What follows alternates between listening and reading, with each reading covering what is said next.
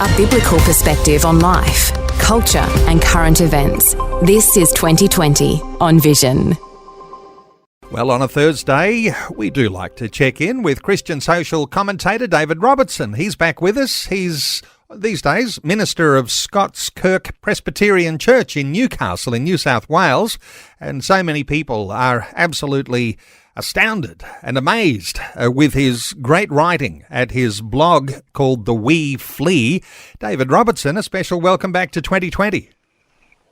Yeah, it's good to be with you again, and I'm glad you were saying that you have experts coming on. Well, I'm not one of the experts, but I always appreciate your insights because you're one of these sort of GP types across a lot of different areas and offering all sorts of tremendous wisdom to think biblically about things. So if we're Christians here, David, and talking about one of the other world religions, we're talking Islam, you're making a differentiation between Islam and Islamism and the sort of fear that has been developed around some of that called Islamophobia. Where do you want to start with this? I think it's important for Christians to understand this. So when I lived in Scotland, I had Muslim neighbours. In fact, when I lived in North Sydney, I had Muslim neighbours. And a lot of Christians don't realise how much Muslims vary. Now, Islamism is a political philosophy, and it believes that Islamic values, Sharia law, should be imposed on every society. They reject Western principles, which largely come from Christianity, such as freedom of opinion, freedom of the press, artistic freedom, and freedom of religion. So Islamism is a political ideology. You could say that Islam is primarily a religion, although, to be fair, I think we need to point out that the distinction between politics and religion, most Muslims would not recognize. In other words, they're very holistic. I would argue that Christians should be holistic as well. But a Muslim would never consider this concept that we have of separation of church and state. To be a Muslim, you ultimately want an Islamic society. So I do think that it's important for us to understand what is going on and how we respond to it with nuance. I mean, our aim is to present the gospel to Muslims, but we also need to be aware of the effect of a society becoming Islamic or significantly influenced by Islam, because it will mean less freedom for the gospel. I cannot think of a single Muslim country where people are free, for example, to change from Islam to Christianity. It's a powerful comment to make when you say the difference there. And oftentimes we're interested in, aren't we, the difference between Christianity and Islamism is that our freedoms that we have experienced will come out of our Christianity, but there are no such freedoms under Islamism. And this is the challenge, isn't it? Things that are developing around the world, and you've written an article just recently, primarily around things that are developing in the UK. And as I mentioned a little earlier, the thought that maybe some of these things might be just around the corner or on our doorstep here in Australia. How do you think the UK is just a little ahead of where we might be as Aussies? So there's been a lot of stuff happening in the UK. I mean, some of it I've been aware of personally over the years. I've only been in Australia for 5 years. But a couple of weeks ago, it really was quite extraordinary. The House of Commons, the Speaker of the House of Commons, changed the normal procedure because of the threat of violence over Gaza, which was largely coming from Islamists. And that threat of violence, there have been almost 100 people killed in the UK by Islamists. I know that there are certain things that you cannot and would not do. And ironically, one of the things that's happening is there's this new sin or crime of Islamophobia. Now, the trouble is almost nobody's able to define what it is. And there are some people, the definition of Islamophobia that most of the political parties have signed up to, although not the Conservative Party yet, is one which would preclude any criticism of Islam whatsoever, which is extraordinary because it becomes a new blasphemy law. So that's one of the things that's occurring. In other words, people can satirize and attack Christianity, but if you were to criticize Islam, you would be breaking the law. And I find that astonishing. And I think Australia may be heading that route as well. This thought that it's not really something you even put on paper, a de facto blasphemy law. And oftentimes we'll think of the physical sense when we think of a Islamic run nation, where you've got not only Islam in charge, but mob rule on the streets. And I wonder if you've got any thoughts here. If you talk about a de facto blasphemy law, this is something that can affect people who are either Muslim or not, but Islamophobia seems to have this effect on people. Any thoughts here around, this connection between this de facto blasphemy law? Yeah, so I actually know some Muslims who are very glad to get out of an Islamic country because they wanted more freedom. So, again, I'm saying I don't want to talk in general terms. However, we had an incident here in Australia which illustrates just what you've just said. So when the New South Wales government wanted to express some sympathy for Israel because of the attack that killed 1,700 people, most brutal attack in October, they decided to project the Israeli flag onto the Sydney Opera House. And there were some Jews who wanted obviously to go into town and see that, but the police asked them not to because there was going to be a counter demonstration, which was largely an Islamist one. And that's the infamous one where there's supposed to have been shouts of "gas the Jews," although there's some dispute about that, but there was certainly chants of "where are the Jews?" and then other things about the Jews. And I just found it astonishing that in Australia, Jews were being told, don't go into the city centre. And instead of people being prosecuted who were threatening them, the people who were being threatened were being told to stay away. Indeed, I believe there was even one man who was arrested for having an Israeli flag, whereas people were waving Palestinian flags and chanting, "Where are the Jews?" or "Death to the Jews," or whatever. So that's where the mob rule aspect of it comes in. And then there's been this really weird thing that's really hard to understand, and I'm trying to get my head around it. And it's that progressives and Islamists have basically become allies. Now, that is really strange because let's say, for example, you're a progressive, you're all for Mardi Gras and gay rights and trans rights and so on. Hey, forget that in an Islamic society. And yet, the two are so tied together. One of the strangest things I've seen is Queers for Gaza.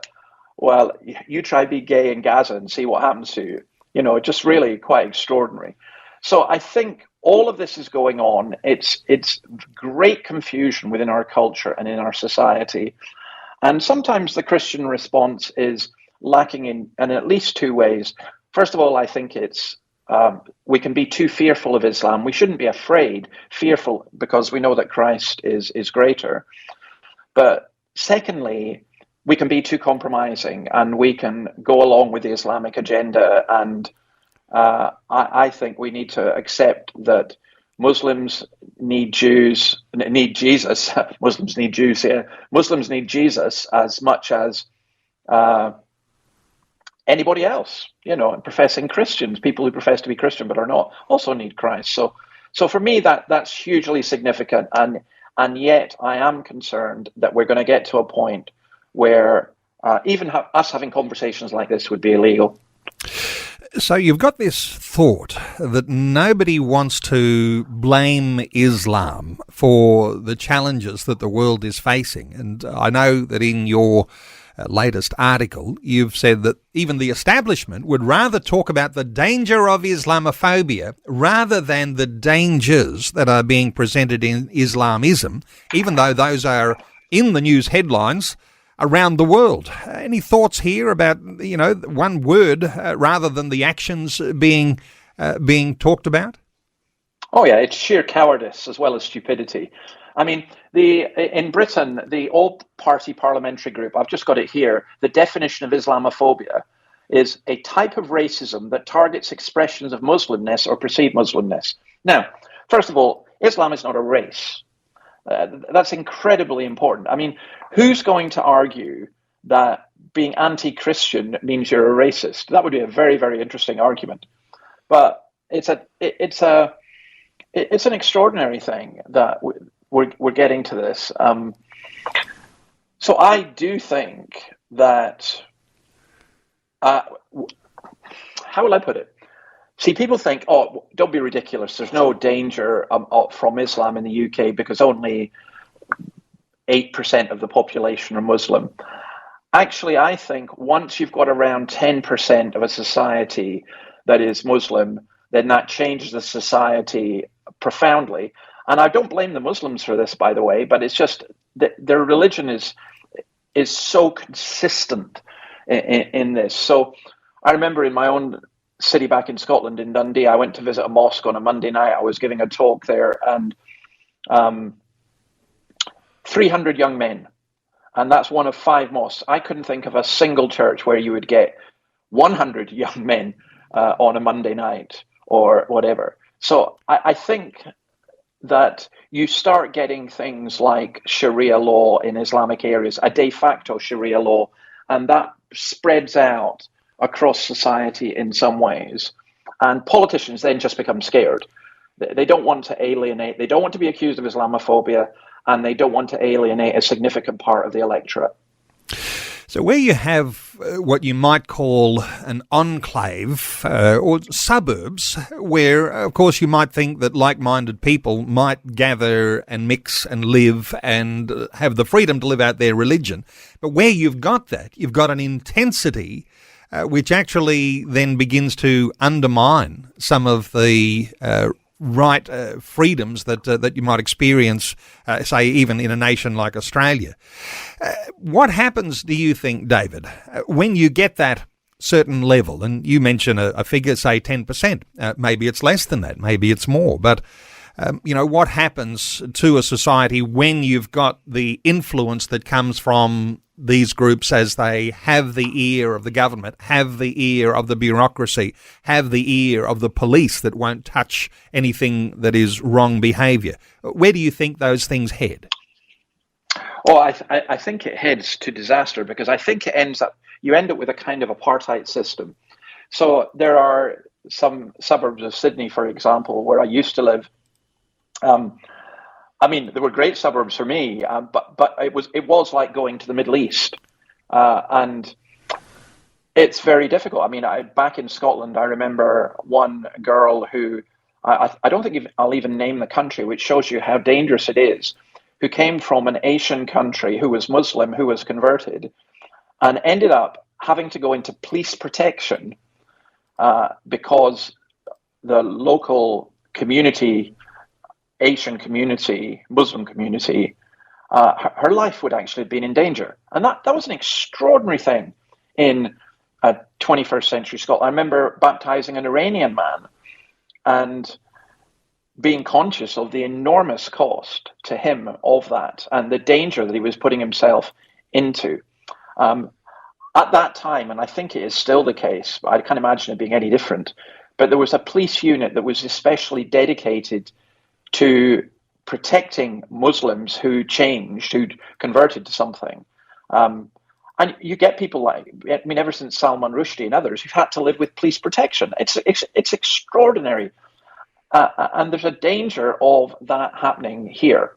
I've seen people on the streets calling for things that if you or I called for them, we would rightly go to jail, but somehow they get away with it. And that does bother me. You end up with 2 standards of justice, 2 standards of education, 2 standards of law, and it's profoundly dangerous for a society. If you want to see what happens, just look at France.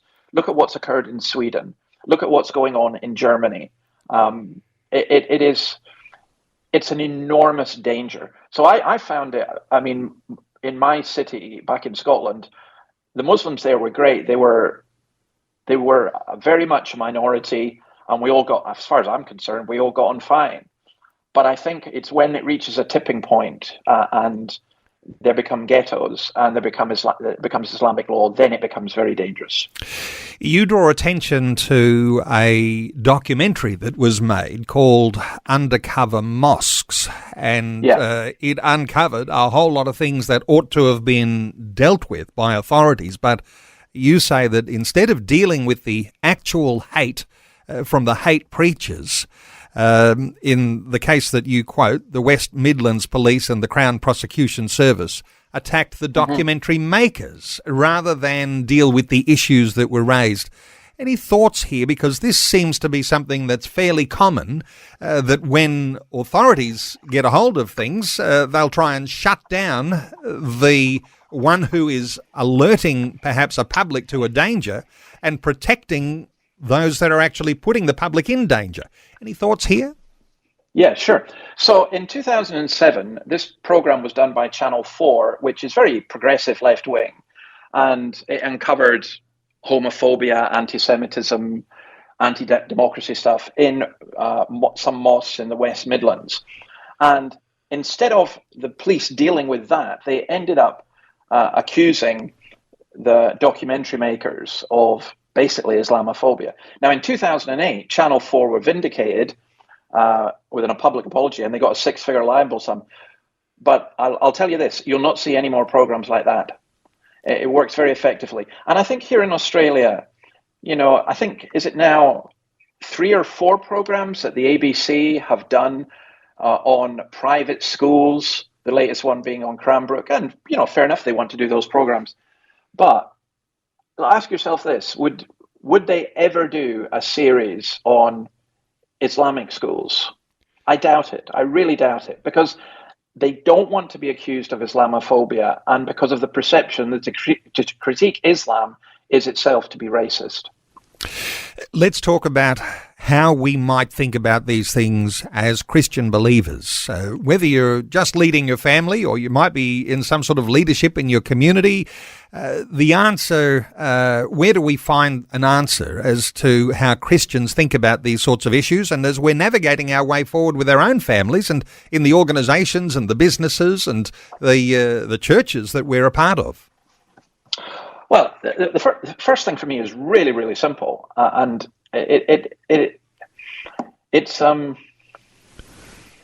almost a cliche, but the first thing we genuinely need to do is love our Muslim neighbours.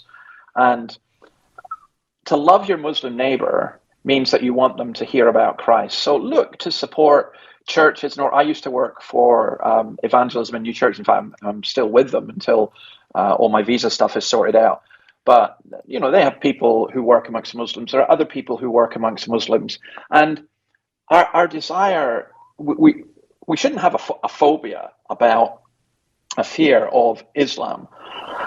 But I think that's the first thing. I think the second thing is that we do need to be aware of the dangers that are involved as well. And at a political level and at a cultural level, we need to try and encourage people to avoid the ghettoization of Muslims.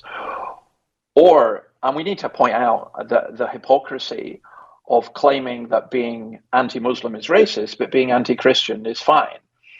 There's that kind of thing. And then I would suggest we learn some stuff about Islam. So there's a guy in Australia called Sam Green. I'll just give you one example. He's absolutely brilliant, talking about how through the Bible you can explain to Muslims what the gospel is. Most of my Muslim acquaintances and friends haven't really a clue what the Bible actually teaches. And I think we need to do that. And also, by the way, Neil, I think this in terms of your radio show and so on. I remember driving through Sydney, if I was preaching somewhere on a Sunday evening, I was coming back, and I would pick up 2 or 3 Islamic stations. And sometimes if the preaching was not in Arabic, but in English, man, it was incredibly strong. The sort of stuff I think you and I would get cancelled for sometimes. But, as I flicked through the radio stations, I got maybe one radio station with some Christian music or whatever. I just got the impression that there was more proclamation of Islam on the airwaves than there was of Christianity. And I'm just thinking, no, this is not right. So again, I would say support Christian media, because I suspect you're not going to get secular media proclaiming the gospel. And Muslims need to hear the gospel, and one of the best ways for them to hear is through media and internet and all the rest of it. Well, there's a challenge, isn't there? Because we'll often be calling those who are listening to be supportive of, the new expansion or those things that we're doing to grow and to be more of an influence in Australia. And so we'll take that as a gentle encouragement from you, David. So wonderful to hear that. Time has run out. I know that some listeners might want to read the article we're talking about today. It's Christian Today that has published this article. Is that where people can find a copy? Yeah, so Christian Today, it's very interesting. It was, both articles are very popular. I called it Islamism in Britain, Part 1, Part 2.